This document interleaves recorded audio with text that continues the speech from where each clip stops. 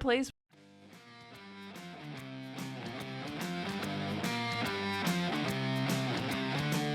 This is Off the Break Podcast, presented by Silver Screen Insider. Welcome back to another episode of the Off the Break Podcast, your podcast dedicated to current movie theater news, operations, and insights from the people that book the movies. I'm Kyle, and joining me as always is Cody and Ken. Hello, everybody. Happy Friday. It is a happy Friday. I'm glad this week is coming to an end. I'm ready for the weekend. Has the week just been stressful, or is it, just a Friday and you're just ready for the weekend? Yeah, I threw out my shoulder and I tried muscle relaxers for the first time this week, and I'm just ready for the weekend. I'm ready to not be at work anymore. The weekend's already here. Yeah. I started my weekend last night a little early. Started Thursday night and it hasn't let up yet. Yeah. And then my partner in crime got a second COVID vaccination. Congrats. Yes. Yay. Yeah, I'm very excited, but I am feeling the effects. Yeah. It just makes him so tired. So he needs a nap. He needs a nap. I'm ready. I need to go sit in a comfortable chair. Somebody's got to raise our children for us. I don't know who. The kids are going to have to learn to fend for themselves this weekend. You guys are, out of sorts right now. I told Grandma yesterday, because she comes and she gets the kids from school and has them before we get off work. I was like, Grandma, you're going to have to stay and take care of both of us so we don't die. We were exhausted. We were like, the children. Somebody's got to watch the children. That's their job. Yeah. The children. The children's Think about job the children. is to watch the children. She probably was hesitant in saying, oh, well, I don't know if I should. And you're like, for the children. And she's like, all right, that's a good point. I wish she was like, all right. But she's like, all right, I'm going to walk right out this door. You guys got this. And that's what she did. She just goes, no. Yeah. I had him long enough. Thanks. Yeah. That is also their job. Yeah. So we'll see how this weekend goes. But I'm glad I'm not at work anymore. We're still at work, Cody. Well, this doesn't feel like work. Okay, the podcast doesn't feel like work. This feels like a professional strategy session for us. I just thought that was the muscle relaxer kicking in even more. You're like, it's great to be back at home. No, Cody, you're hallucinating. We're still here. Oh my gosh, if I spent so much time at the office, I started to think of it as my home. Just kick me out. Maybe take me out back and shoot me too. That means it's time. It's time.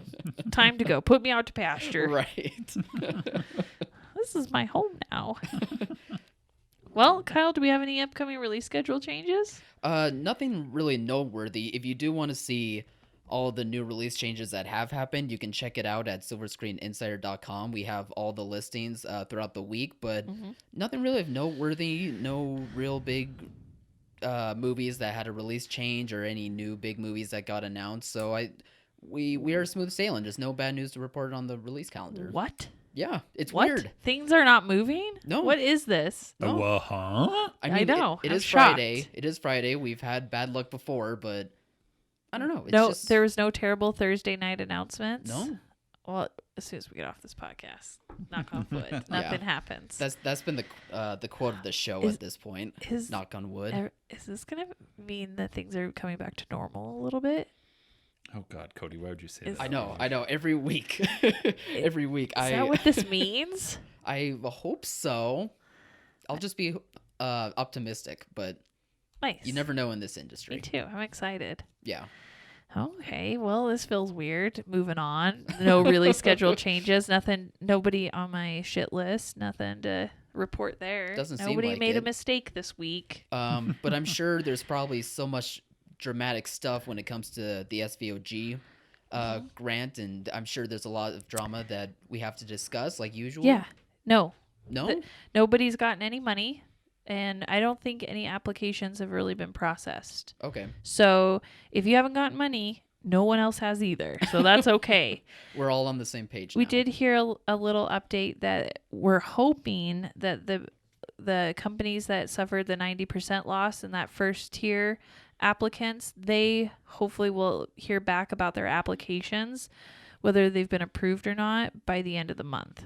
And hopefully we'll receive money around that time as well. The tier 2 applicants, the people that suffered 75% or more loss, they will hear something 14 days later. So think middle of June for them. So Oh, okay. we're getting close. I mean, next week is the Yeah. 21st. Then so in 2 weeks, hopefully you'll hear something, at least if you got your application approved, let alone get some money in the next couple weeks.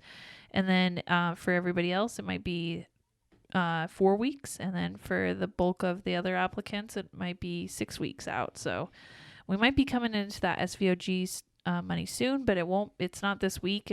Obviously, being Friday, probably won't be next week. Which, yeah, that checks out. I mean, I'm still a bit shocked to hear of these 4-week and 6-week numbers that you're describing. I thought it'd be a lot longer than that, but we'll take it. Right. Well, in my gut, I feel like that I'm still being optimistic saying these Gotcha. numbers. It is the government after all. We all know how Yeah. this has gone. Right. This legislation that was passed in December and now we're in May. I mean, it just add whatever extra couple weeks on there that you feel comfortable being for a conservative measurement of time. Sure. When it comes to this. But I guess light at the end of the tunnel.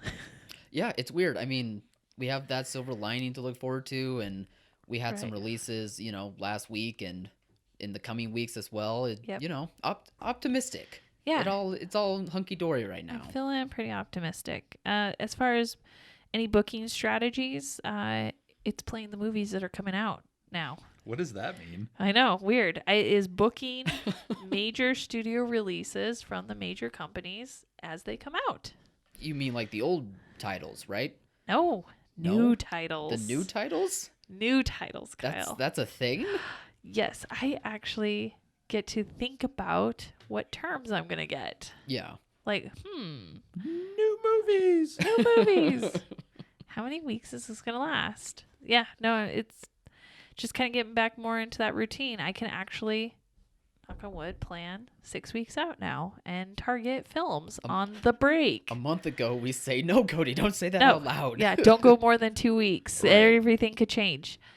It's been good so far. It's gotten better. Yeah. That's It's for gone sure. better.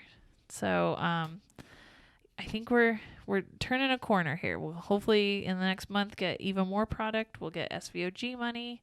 We'll be into summer. Kids will be out of school. It's a new dawn.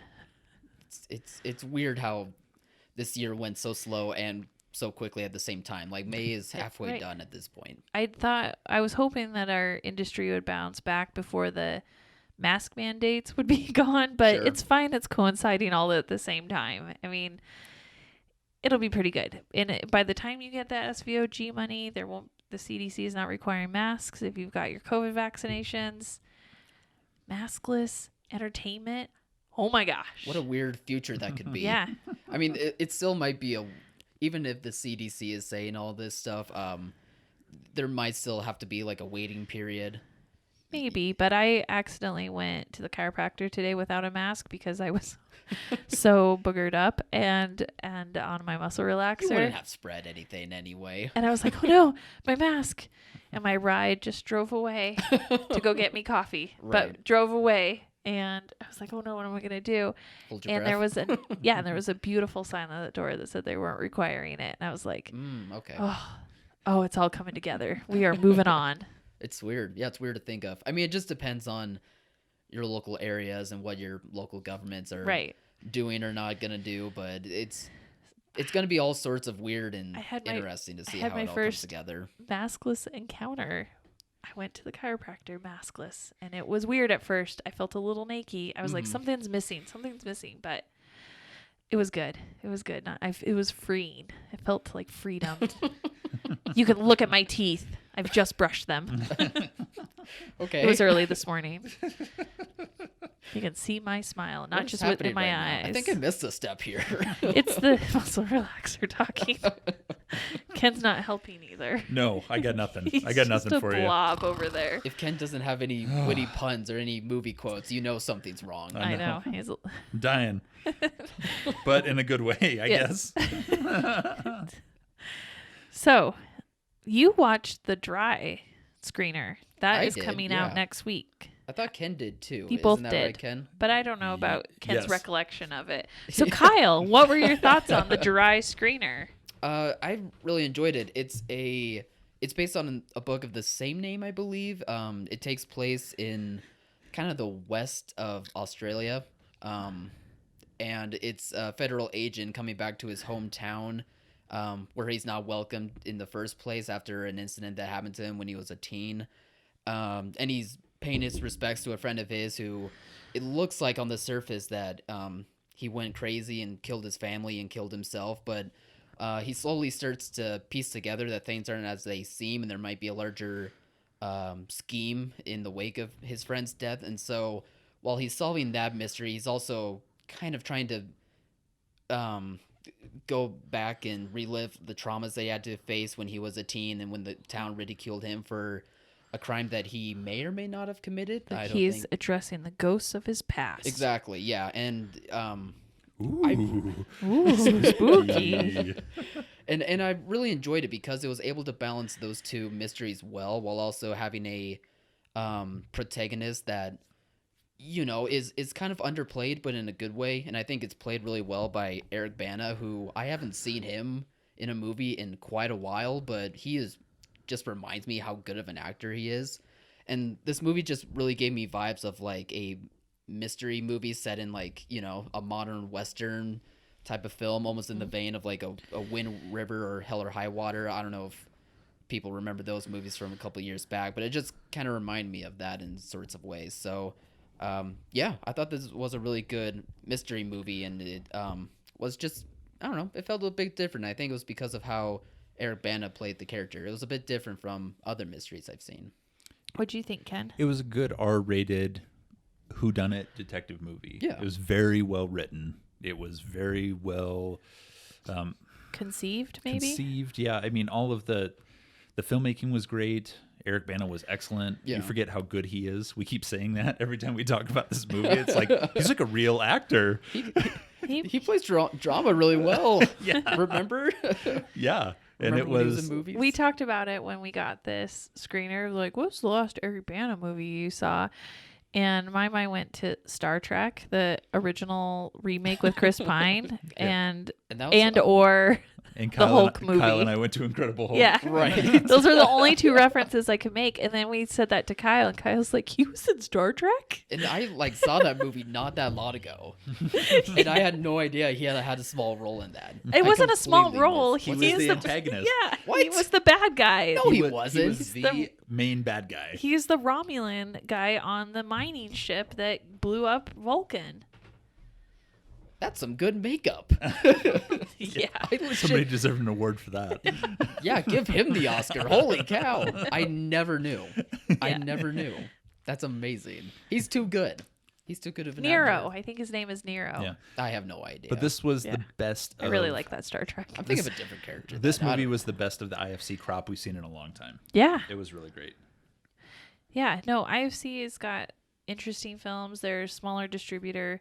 And I think the last one that kind of hit for us commercially was Spirit. What was that? Spirited Away. No. Spirited Away. Blithe Spirit? No. Blithe Spirit. Blythe Spirit. Thank you. Kyle nailed it. Literally what I said. That's- You he said said- Black Spirit. No. No. Oh, did you say Blythe Spirit? Yeah. The Blythe Spirit. Yeah. It's a weird word. Hard to It is. pronounce. It is. Hard to get out gobbledygook. But anyway, that was the most commercial one. That was like Yeah. from what, a few months ago or something? Yeah, and that was knee deep in the pandemic, and people did come out for that one. That was a good one. Yeah. So this one, I'm hoping that it draws crowds out. It is rated R amongst a sea of rated R films right now. Right. Rate of R. Rated R. Black Spirit? What? Aardvark. I'm Oh, glad boy. I'm contributing today. Thank you. Muscle You're relaxers, so huh? supportive of this podcast. So professional. Oh my god. No, I do hope this one plays well because IFC, like you said, IFC kind of has Mm-hmm. some out there titles, even though they are good movies. Like they're just probably not for everyone, Not but commercial, not general audience, but this one seemed like a solid film. It just sucks that it's the R rating when we have so many on the market right now. yeah, but Like at least so many at least to me, it felt like this one could breakthrough. break through. I mean, not on like a large commercial sort of way, but at least in a way that is like, hey, out of all of these R titles in the movies, like this is one of the better ones easily. Yeah. Yeah, it won't be the most promoted, but it's the best of what we have outside of Wrath of Man, Spiral, Yeah. Those Who Wish Me Dead. Yeah. Like outside of the big three, big four, this is it. Kyle, how you went and saw Wrath of Man I did. at your local movie theater? Yeah, it reopened. They did not. It sneakily and quietly reopened. Cody, that may have been your best transition since I started doing this.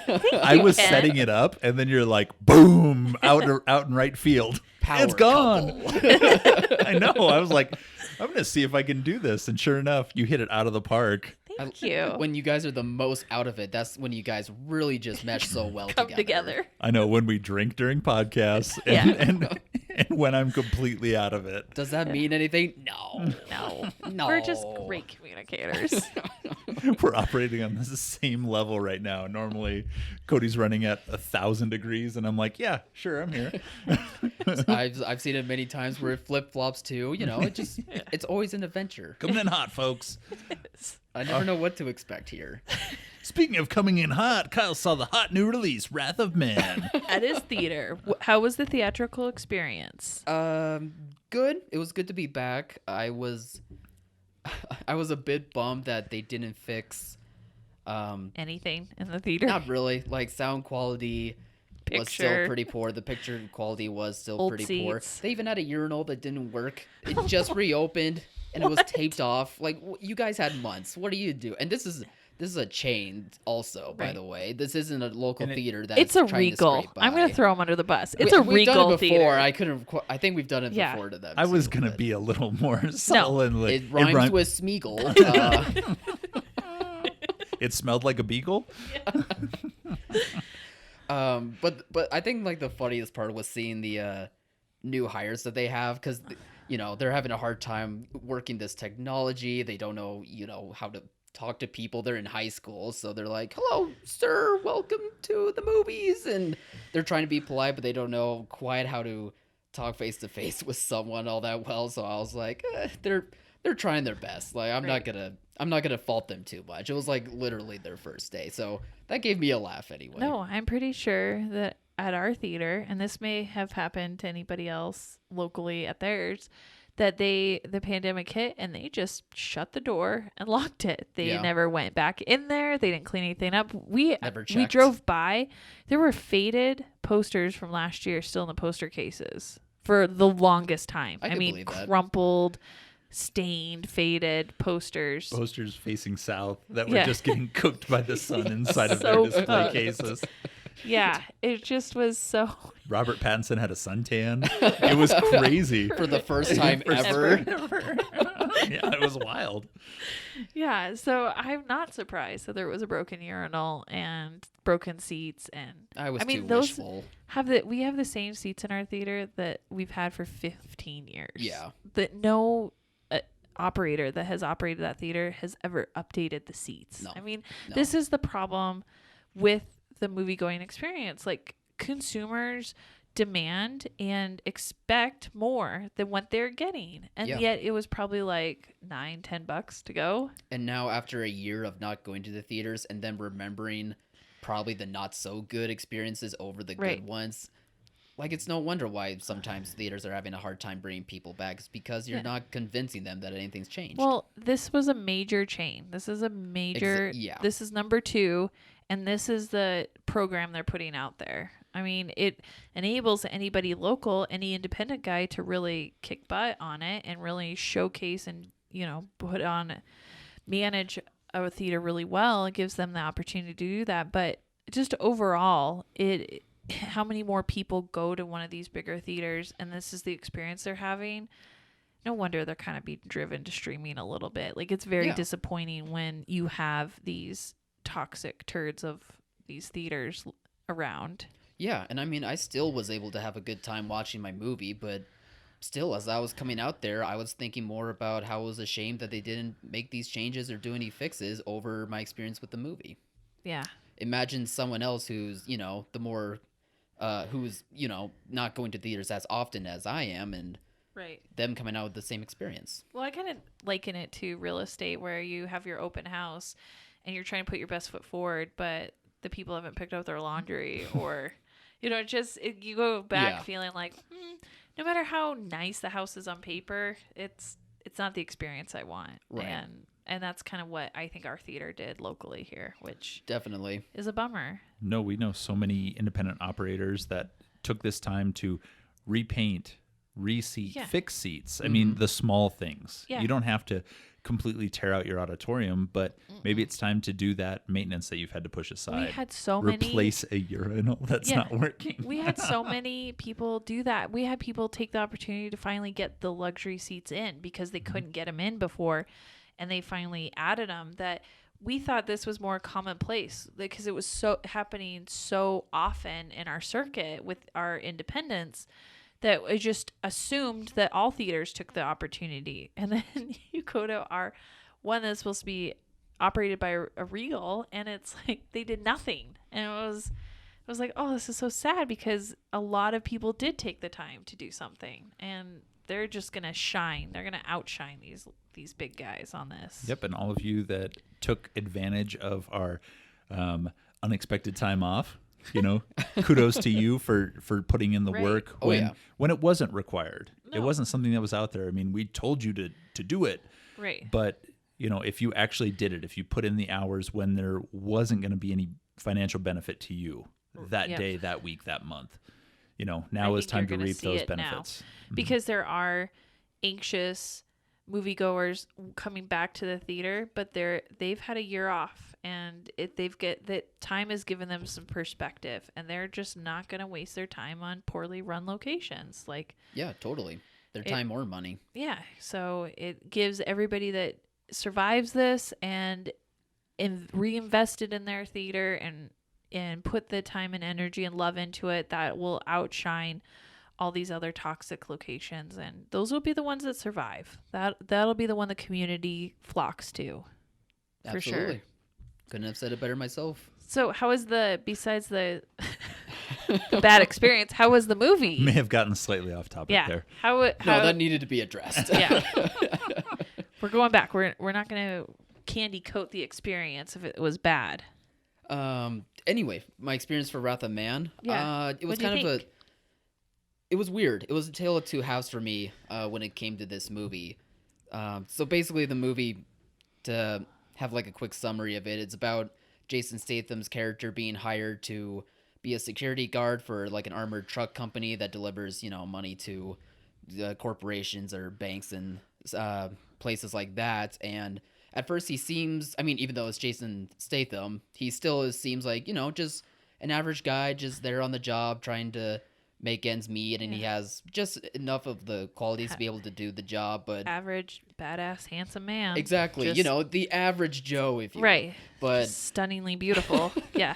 Okay. But slowly over time, the crew starts to notice that things aren't quite what it seems when it comes to him, and it turns out It's that deadly sexual energy he puts off. oh, absolutely, They were picking up on it. they were okay? totally picking up on Okay. it. I'm liking But- this movie so far. And for the audience, we slowly come to find out that it's right. Like, he's not who he seems to be, and it turns out he's on a mission to avenge his son's death because he thinks someone within this armored truck business had something to do with his son's death. And that explanation pretty much centers around an event that happens that his son is accidentally a part of. And throughout the movie, we see this event from 3 different perspectives, which I really like that the director, Guy Ritchie, was playing with timelines a bit differently throughout this movie, and was able to see this really cool action sequences from 3 different perspectives really well. So I thought that was really interesting and just really cool to see. But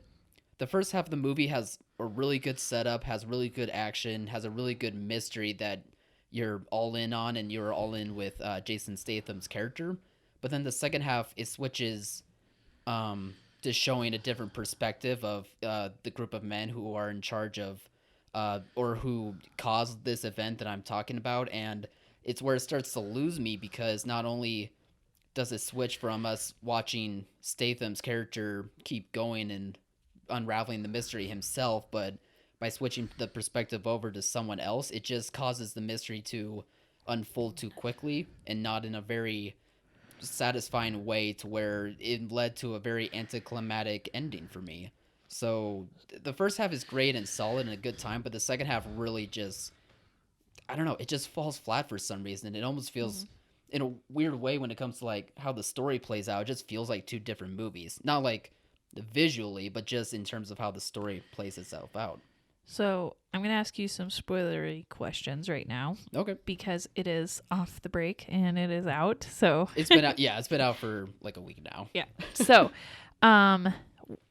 what happens to his son? He dies, but is Jason Statham, is it due to his actions or were people out to get him? Was his son meant to be there? Is it purely an accident? His son wasn't supposed to be there. So Statham's character is a mob boss, and they're trying to come up with a plan to hijack this armored truck. But it turns out that before they're able to do anything, he or this other group of guys hijacks the truck first. And one of the guys is just much crazier than the other ones, and he just shoots at the guards even though the guards were defenseless, and he ends up shooting his son just at point blank because his son got caught up at the event where the guys hijacked the truck. So it was partially Statham's fault, but also the guy just point blank just shot his son dead, and also shot Statham's character in the process, and he has to recover from that as well. So when he goes through the armored truck thing, does he find the crazy guy and get him? Is there justice? Is it served? Oh yeah, the justice is served, and it makes for a good ending. It just, again, it's just anticlimactic because... Does the crazy guy know Statham's coming for him? No, they don't. They have no idea better. who each other is, and the only way for him to find out like who killed his son is through this armored truck business, because he believes that someone working within that business was a part of that group of guys attacking him. He has 4 fingers on his left hand. Yeah, basically. Is it really? Well, it's a face thing. kidding. He recognizes a face because of a scar or something, but it's essentially that. Yes. Holy shit, I was kidding. It was the one-armed man. It was the one-armed man who pulled the trigger. Oh my god. Good guess. Good guess. Oh. But yeah, Guy Ritchie went full Tarantino with this one, and different timelines and character point of views. Oh yeah, like it felt like Guy Ritchie, and it also didn't feel like Guy Ritchie. He's usually pretty straightforward with his films. Like the characters wear their emotions on their sleeves, and they're very gritty, and there's not a lot of foreshadowing or nuance. It's usually like straightforward, like you're in the action. Meanwhile, this one was a lot more, I guess, subtle. At least in the first half, more subtle in the storytelling, and more had what's the word that I'm trying to say? It had a mystery to it, and it wasn't being totally heightened at all, as compared to other Ritchie movies, to where the story itself is definitely like heightened quite a bit. But I don't know, this felt more, I guess, grounded, I guess would be the right term to use, while Ritchie movies, they're heightened in story, even though they have some grounded plots to them, if you know what I mean. So, but they released it in theaters with the window, so we give it a 12 out of 10. yeah. So, Go see it. I think more Take people, your friends. I think more people will Justice find it. is served. His smoldering good looks. Why would you not want to go see this? Action packed. He knows how to pull a trigger. I'm shaving my head after this. just hoping for a chance at the title. I definitely do think that people will like this more than I did, and they'll be fine with how the second half plays out. Although, like, it does ruin the pacing of the movies, so people might not like it all that much because of that. But I think they'll still like it for Statham. They'll still like it for the action, because there is some good action stuff, which is funny. Ritchie is pretty hit or miss for me when it comes to his action, but it really works this time, and I think it's because the action is more grounded, and kind of remind me of, in a way, of the action in Tenet, or even in Widows. I don't know if you guys remember Widows from a few years back, but kind of in the vein of that, but with Guy Ritchie as the director, which I thought was pretty cool. Nice. Speaking of pretty cool, Disney is talking about windowing some films. Yeah. That's wild. So go see Wrath of Man, and then when you get to Shang-Chi and Free Guy, we're gonna get 45-day windows, people. It's gonna be awesome. That's pretty great. 45? I know Cinemark hasn't completely screwed us yet, so Yeah, I was gonna say for everyone but Cinemark, right? right. For Cinemark has to play it 21 days before it goes to VOD. Yeah. They have Cinemark's to like, wait. well, what about the 30 days? Shut up. Shut Yeah. up, you idiots. No, It's gonna work. I'm hoping that if the Cinemarked for studios, I'm hoping that what's happening is when the studios know that it needs to be in the market longer, they're going to go this 45 days. When they think that they are quick burns, they're going to go the 21 days. And we're just going to have to judge a film based upon how quick the burn is. And I think there's going to be some flexibility with that. So are we going to get a standard 45 days? No. Are we going to get a standard 21 days? No. We're going to get this flexible range of in between. So that's good news because the Paramount is doing the 45 days. Disney's come out and said that a few of their films will be the 45 days. And I think we're just really in this experimental phase of finding what the sweet spot is. Right. Because a one-size-fits-all policy is not going to work for all these films. And I shouldn't get so frustrated with things like Cinemark and the windows and stuff because it is fluid at this moment. Nothing's been set in stone, and I gotta remember that myself. It's just frustrating to know that those major theater chains are not on your side, even though we're all in the same business, even though we're all theaters. They're not really on. Those corporate entities are selfish and out for their shareholders, and they're not on the side of our industry. And Disney, the most They are, successful too. out of the film companies in the last decade, was willing to go 45 days Yeah. from 90 days. 17 days, Universal. Cinemark, 21 days. Like, they were willing to cut it in half. They were Yeah. willing to go to 45. How many of us did a double take when we Right. read that headline? Disney 45 days. What? What? Really? I was Okay, like, great. Thank you for even having a window because up until this point, there's been no window from If Disney said Yeah. 7 days, I would have been pumped. something. I've been like, finally. My concern with Disney is still the number of films that fall in this category. Right. I knew that they were going to have a window. They have big properties that they want to protect. You're never going to see an Avengers Endgame again. That is the high watermark now for our industry. You probably will never see that again. But they know that, and they know that they have more of those films in the pipeline. How are they going to maintain that superiority? And they are going to go 45-day windows. And not all films are going to follow this, but are we going to get 6 films a year from Disney at 45-day windows, or are we going to get a dozen? I'm leaning towards we may get 6.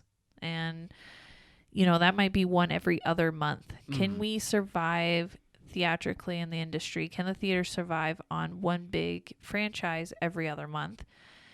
It depends on what the other studios do, and it depends on how diverse the theater gets with what it does, because there's going to be downtime now. You're going to be okay this next year because the pent-up number of releases, but I think in 2 or 3 years, when everything kind of settles out, the windows have been reestablished again, the sweet spot is found, you're just not going to see as many going. You're going to see a lot more direct to streaming and very few theatricals. And so you got to plan and diversify your screens for that. Well, even before Disney announced the windowing for Shang-Chi and Free Guy, they said before that Jungle Cruise will be day and date on Disney Plus Premium, and they haven't said anything about, stuff like Eternals or even some of their Fox stuff or Marvel stuff. Right. They are still just taking it 2 to 3 pictures at a time. Yeah.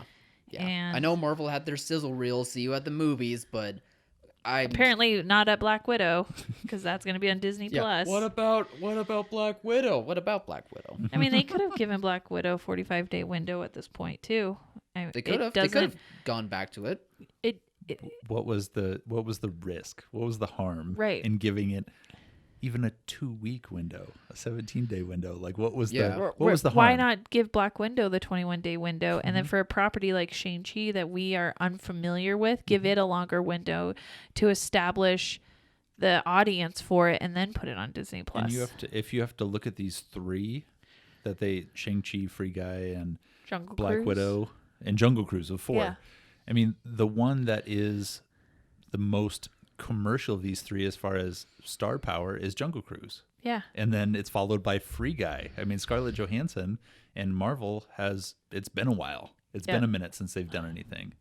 I would look at past Cruella, because that was still pandemic times. Not all the theaters were open, but by the time after Cruella opens, I would have looked at that whole slate, and they took Luca exclusive to streaming. So that was extremely commercial. That we saw that through the pandemic, Croods had done extraordinary business because it was pent up families that wanted to get out of the house. And knowing that, they still put Luca on Disney Plus for streaming. We even saw a small bump up in terms of revenue for Raya this past Mother's Day weekend. Because people wanted to get out of the house and they didn't want to take mom to Wrath of Man. Yeah. I don't know why. Mom wouldn't definitely enjoy that action movie, but she would have enjoyed Jason Statham, absolutely. Yeah.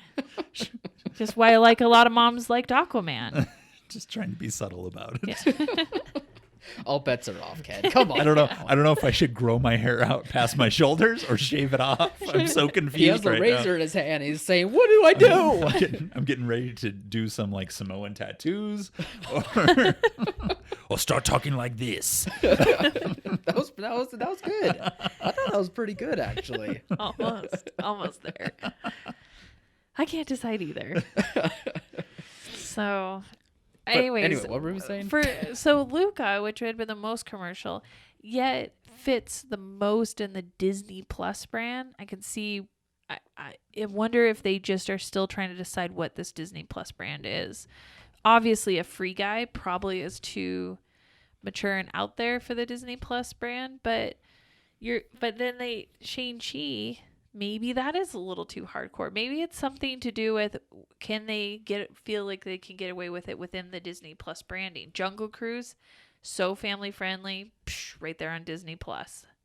So just Black Widow though with the Marvel, somehow that fits more because maybe it's the superhero aspect, but Shang-Chi's the same thing. So I don't know what their rhyme or reason is on any of this. It's similar to how we've had conversations about Disney possibly not knowing how to brand Fox titles. Yeah. It's almost the same thing that frustrates me so much. Like it can't be that difficult to figure out. Like it can't be that difficult to, yes, everything's under the Disney umbrella, but here's a block for certain people who like this stuff. Here's a block for certain people who want these types of shows, kids shows or whatever. Fine, whatever. Here's this block for theatrical titles for all audiences to be able to go see. Marvel, Pixar, it can't be that difficult. I will never understand this. There's something about their branding internally that because they've always steered to the family-friendly stuff. It's when they've experimented outside of that they had a few duds and got in trouble. And so it could just be creatively and on the executive level where the executives and the producers who saw these through, it might be on them, up to them too. Maybe they got probably there's a whole back end element that we miss out here on the exhibition side that we're not privy to. So maybe the producers for Shang-Chi were willing to throw it out there to theaters, and then the producers for Black Widow were like, no, we're keeping it in-house. And you just never know, because producers do get a lot more say than you realize in the print counts and the print plans and some of that marketing and stuff. So there's I mean, you're right. Like, I wish there was more transparency, and I wish there was more of a standard. I wish we could look at a release schedule and just kind of be able to anticipate what's going to be an exclusive theatrical film and what's not. And I don't think the studios know what works. We don't know, so nobody can anticipate this, and that's the most frustrating part. Totally. Yeah. But at least good news, we got two. We got two Disney films, theater exclusive, 45 days, and they look great. I'm super excited about Free Guy and and I even thought Shang-Chi, I was kind of over the whole superhero genre. Sure. I Yeah. feel like it was really played out. I have no interest or care for the next generation of superheroes, but this one actually intrigued me. I did get like I have no interest in Eternals at all. I just got to be candid about that. Like that. Until they offer a window, then amazing. Yes. Yeah, if they And of course, offer, I've always been on board. if I it's love a- the Eternals. if it's exclusive window, I will be more interested. But if it's not, it's just I don't know. I'll put a spotlight of hope. I feel like Eternals will be exclusive. Yeah. I think with everything, I don't know. By Thanksgiving, because I think Eternals is a Thanksgiving title. Yeah, around November. But I think Yeah. between that and Disney seems to be having some difficulties with China when it comes to having Eternals be in their theaters because of comments about China the director Chloe Zhao has made towards them. I Right. wouldn't be shocked at all if, they miss out on releasing that movie in the Chinese market, but because of that, they'll be like, okay, we really do need revenue of some kind, and it has to be probably has to be done in theaters over Disney Plus. That'd be interesting. Yeah. Well, I that's could be wrong, but right. that's No, my it makes, reason anyway. it makes to a lot think of it that way. sense. It'll just, I wish we could anticipate a little bit better. And plan for do it too. more, and Yeah. not have exhibitors see a Disney or a Universal title or whatever on the release schedule and be like, "Oh, this will be so good for business," and then find out it's day and date streaming. I mean, that's such a blow, and there's no way they yet to account for that. Like, what do I staff up for this? Historically, I probably would have staffed up for this film, but does the availability on streaming hurt me enough that I staff up? Do I not staff up? Do I give it extra show times? I mean, there's a whole operational thing that can really screw up your bottom line if we can't properly anticipate this stuff. And we're just going to have to go through this experimental phase, and that sucks because nobody has capital to experiment with right now. Exactly. So yeah, while we are not able to guess as much as we would like to when it comes to how things are being released, once things are confirmed on how they're released, we always have those release types available at silverscreeninsider.com. We always are making sure that release types for upcoming films are up to date and are accurate. So just keep checking on that website, because you never know if, someone else pulls a move like Luca and it's suddenly streaming only instead of a wide release. Right. We do try to put that stuff in there. We definitely designate when it's day and date streaming. Yes. So we'll say D&D for day and date Yep. streaming. And I think that's extremely helpful because this stuff, the marketing is starting to get confusing in theaters. And, when is it on Disney Plus? When is it on HBO Max? Yeah, they all have different rules, and yeah. Yeah, so we're trying to accommodate that with a new release pattern type designation. And, as we figure it out, we'll really button up those designations even more. But this is still experimental for us, too. Totally. So, all right. Well, while you're at the theater, there's a bunch of new trailers that came out this week that have been really exciting that everybody should be programming on their screens. Yeah, I love seeing more and more trailers coming out each week. So I love how you put my favorite one at the top, Venom 2. I was actually super excited for this trailer. Venom. Let there be carnage. Yeah. Still a great title. Let there be carnage. Venom 2, get out of here. Well, that's what he wrote, and I know that it's Just shorthand. Venom, Let There Be Carnage, but it's really Venom 2. And we still see that really fun, dynamic relationship between Tom Hardy's character and the Venom symbiote character. And that is definitely the best part and the funniest part of the trailer. The Carnage part, Woody Harrelson's Carnage symbiote, is scary. I think it looks scary. I was like, this is more intense. This isn't that campy. This is like intense action. He will eat you, like really tear you apart and eat you. This is a lot, as much horror as I can take. Cody keeps saying the word campy when she describes Venom? the original Venom, and Kyle and I couldn't disagree more. I wish I wish Eric was here. It's not campy. It was completely accidental, and people just rolled with it as campy. It was never meant to be campy. It was just Campy completely is not by done on accident. purpose. Campy is Yes, it is. Seriously. At times it's done on purpose. At times it's. I Then think that's spoof. I think that's of it, not campy. I think of it in the same way as The Hitman's Bodyguard, where I feel like that first movie was action first and then comedy second, but the comedy rose above the action so much that's why like we are seeing Hitman's Bodyguard's Wife 2 or whatever it's called now. That trailer had a gearing second, up the comedy even more than before. I should say that the trailer for that, the Hitman's Bodyguard's Wife, had the first trailer that came out looked so good.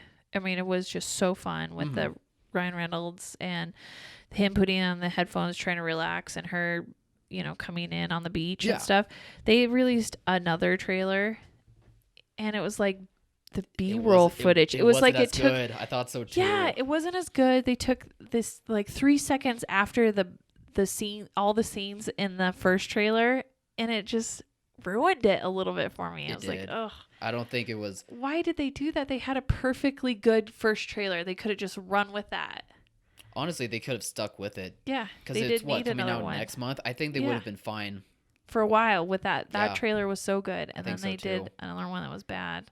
Yeah, that one was tough. So if you are programming trailers, just stick with the first one. The second trailer is awful. Yeah. Just don't do that to your audiences. And you should play the Venom 2 trailer, even though I was not a fan, but Cody was. I was very much a fan. Yeah, and there's gonna be way more people that are more like Cody than me, where they like it more than I did. Because it was fun. It looked fun. It made me laugh, and then I got all like creeped out, and I liked it.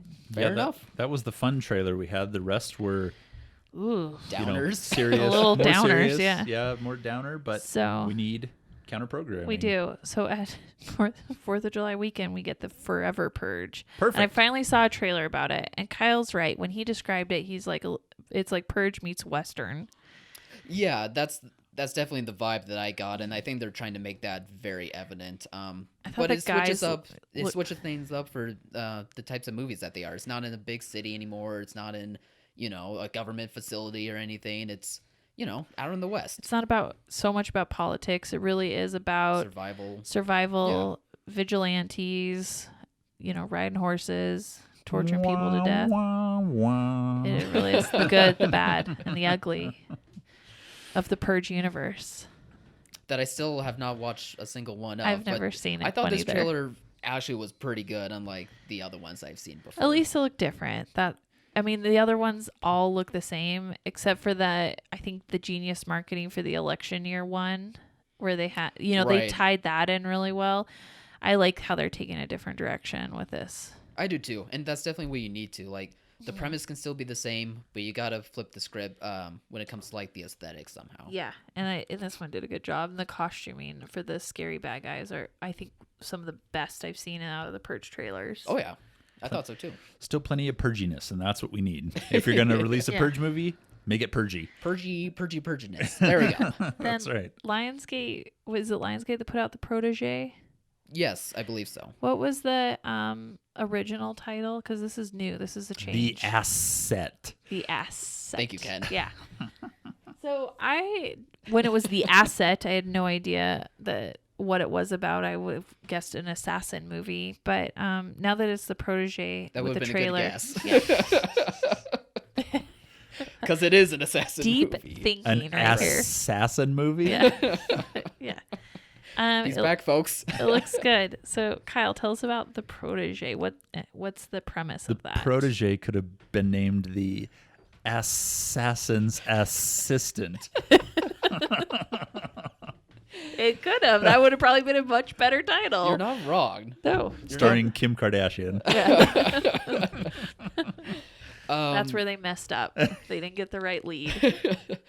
From what I got from the trailer, it seems like an assassin is seeking revenge for the death of her mentor, her assassin mentor, played by was it Samuel Jackson? Yeah. I'm trying to remember the trailer now. It was Samuel Jackson. Yeah, and I guess she thinks that Michael Keaton might be the one responsible for his murder, which is awesome. So you don't know if Michael Keaton, I'm on board. Yeah, you don't know if Michael Keaton's the bad guy or if he also is like out for revenge revenge. And then who is the main assassin played by? Oh, geez. Let me look it up here because I don't remember. I don't really remember much of this trailer. I remember liking it. I don't know, y'all. Uh-oh, that's not a good sign for a trailer if we don't remember it. It was Maggie Q. Yeah. That's what it was. So I have to admit, I really like Maggie Q. I think she looked badass in this trailer, like tough. Right. And I like seeing a person of color, like female lead. That's all awesome. But she is like 90 pounds. Like... Suspend your disbelief a little, Cody. I had a hard time with that. I was like, okay, she's an assassin. She's gonna get revenge. Well, there's just no way that she can hold the AK-47 because her arms are like the size of of a thimble. Come on. Do you want Ronda Rousey playing this, or do you want somebody that can act? I know. That's the problem. I want someone with Ronda Rousey's build so I can be like, yeah, there's some force behind that punch. My rule But I really want her to have charisma and act. So it's hard. Gal Gadot can't play every action character. That's true. My rule is if they look like they can beat me up, I'll buy into it. And I think Maggie Q can't beat me up. I mean, I think she's got the speed and the flexibility and she got the moves.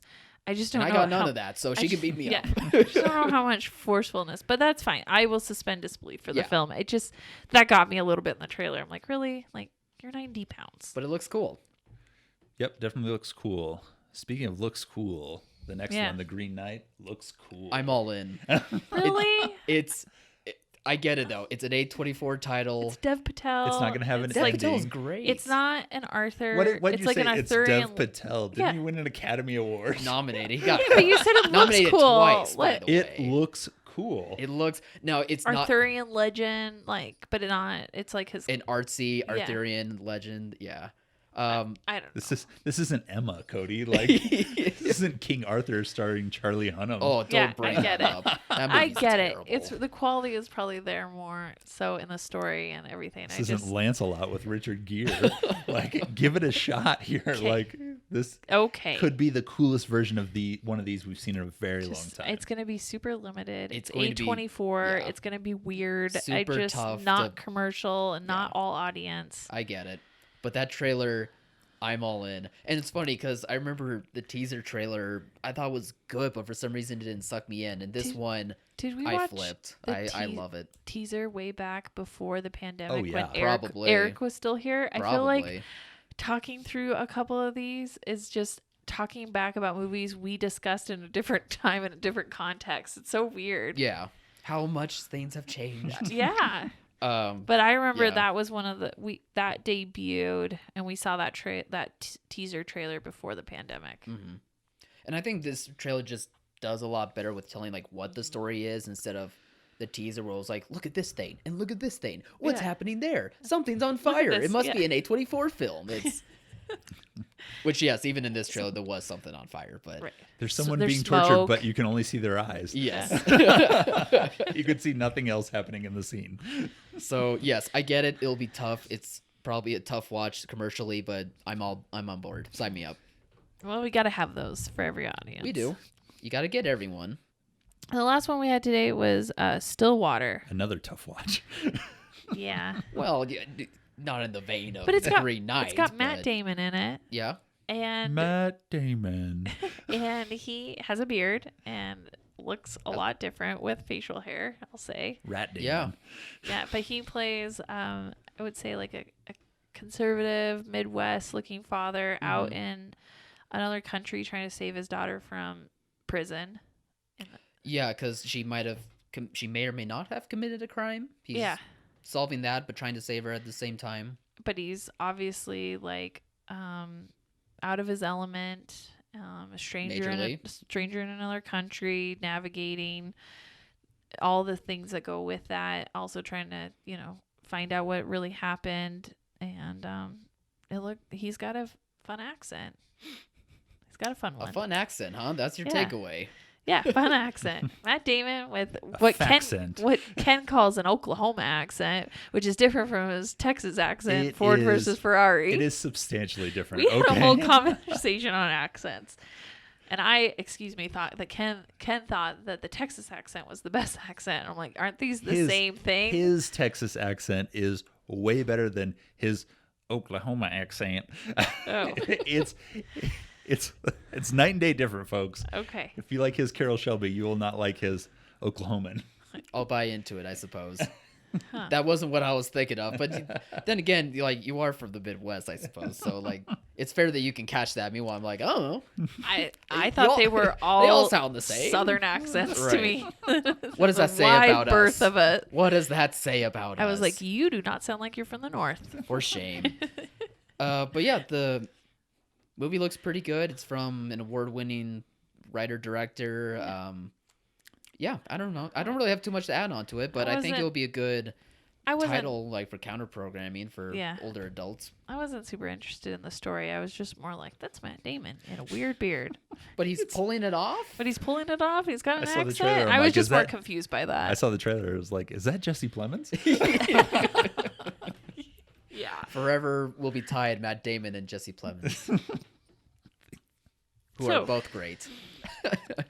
We thought this podcast we would end with a fun new segment we're going to test out. We don't know, have settled on a name for it yet. We're tentatively calling it Theater Confessions. But in our talks with all of our clients, we often hear the best stories about the things that happen in a theater that you think happen there or you don't know for sure, but they're always great stories. And so we thought we would try to every other week share one of these really fun stories that make us laugh from what happens behind the scenes inside the theater. Every theater has one of these. Like every movie theater has one of these or multiples of these, but there's always a ghost, a theft, a casual encounter. There's always something that happens that we want to share here in our podcast medium. Right. It's always better than seeing, sharing. You can't share these, in a public space. And here we are ready to share these. Yeah. We have our first submission from Bill in North Carolina. Shout out to Bill for sharing this. I have some Kid's getting too excited. Pictures. What's about to happen? This is here? really funny. I have some pictures that he sent me to describe one of these casual encounters that happened in one of his auditoriums. So put it in context. Several of our clients have video cameras, security cameras in the auditorium. Yeah. We even have some, they're there for security. They're there to catch people bringing food in. They're just, it's a good measure to have, and they're infrared cameras, and they can see in the dark, and they are pointed at the audience. So you need to be aware of this as an audience member. That there are cameras probably in the auditorium. You have to assume there's cameras everywhere, anytime. But the pictures I'm about to show Kyle are Kyle has never seen this. No, I'm walking in blind, and I'm so scared. So it looks like a young couple here, and it's a little hard to tell because it's on an infrared camera, but it looks like they're having an impromptu yoga session. Could you tell? At first I was like, what is happening here? I could not figure it out because my mind didn't go there. Reclining in her chair with heels elevated. It must be some sort of sunrise position. And the gentleman is doing, I believe this position in front of her is called bobbing for apples.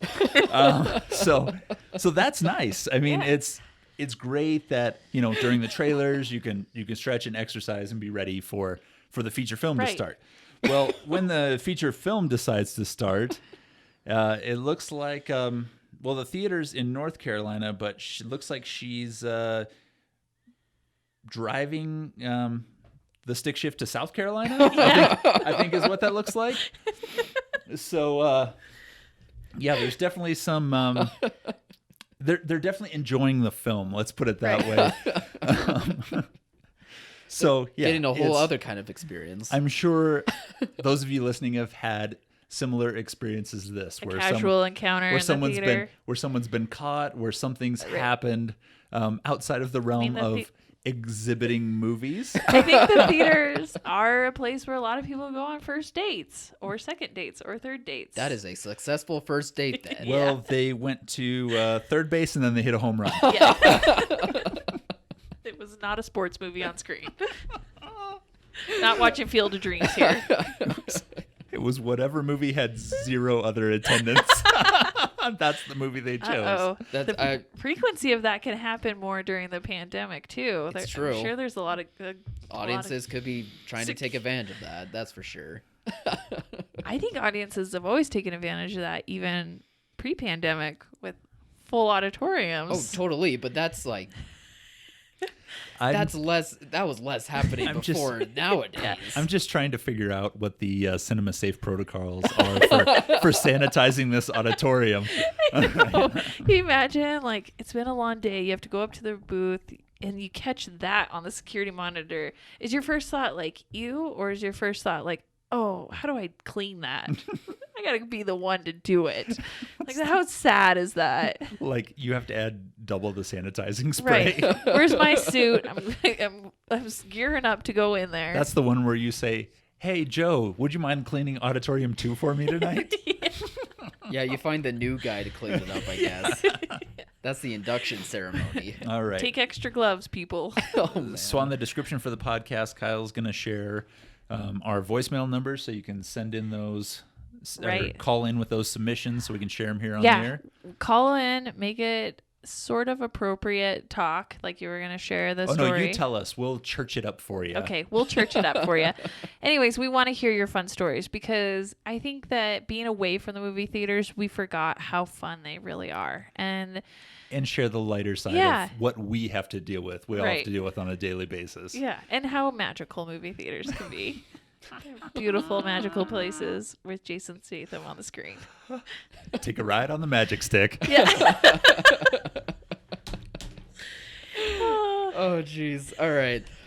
So everyone, thank you for listening to the Off the Break podcast. You can find us on all podcast platforms and over at silverscreeninsider.com. And be sure to check out that website if you're a theater owner or manager needing updated and accurate information and marketing materials from all of the upcoming movies. And if you have a theater confession, you can call us or you can email us at offthebreakpodcast@gmail.com. So if you Perfect. want to email us your fun stories, your best experiences, all that, we will take any and all submissions and we will read them. We'll read them on the podcast. Yeah, we'd love to. We will read them. We will share. Just like these two shared, it looked like. All right.